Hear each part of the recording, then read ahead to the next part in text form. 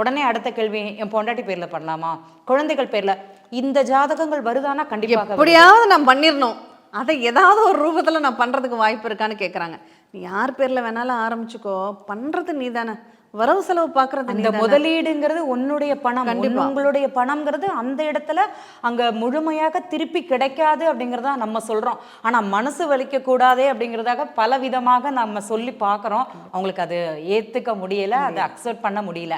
ஆனா அதே ஒரு வருடம் கழித்தோ 6 மாதம் கழித்தோ போட்டதை கோட்டை விட்டுட்டேன், இனி என்ன செய்யறதுங்கிற ஒரு கேள்விக்கு வருவாங்க. அவங்களும் அதே கேள்விக்கு தான் வருவாங்க, என்ன பண்றதுன்னு. அப்பதான் சொல்லுவோம், ஏங்க அன்னைக்கு அதைத்தானங்க சொன்னோம், பண்ணாதீங்க செய்யாதீங்க, முதலீடு அப்படிங்கிறது இந்த காலகட்டத்தில் பண்ணக்கூடாது, உங்களுக்கு போட்ட பணம் திருப்பி கிடைக்காது அப்படிங்கிறது சொல்லுவோம்.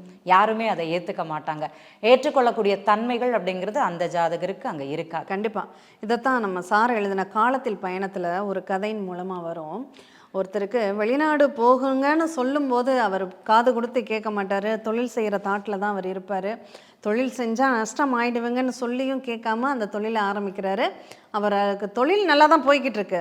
ஆனால் அதுக்கப்புறம் என்ன ஆகுதுன்னா, அந்த குறிப்பிட்ட காலகட்டங்களுக்கு அப்புறம் அந்த தொழிலை அவரால் ரன் பண்ண முடியல. கடன், ஒரு வீட்டை கட்டுறாரு, கடன் ஆகிடுது. அந்த நேரத்தில் திரும்ப இந்த கடன் அடைக்கிறதுக்கு நான் வெளிநாடு போகலாமான்னு அந்த கேள்வியை கேட்டு வர்றாரு. இப்போ உனக்கு தொழில் நல்லா தான் இருக்கும், நீ தொழிலை பண்ண, வெளிநாடு போகாதன்னா, இந்த தொழிலை லீஸுக்கு விட்டுட்டு அவர் மறுபடியும் வெளிநாடு போயிடுறாரு. அங்கே போய் கஷ்டப்பட்டு வேலை செய்ய முடியலன்னு திரும்ப வர்றார்.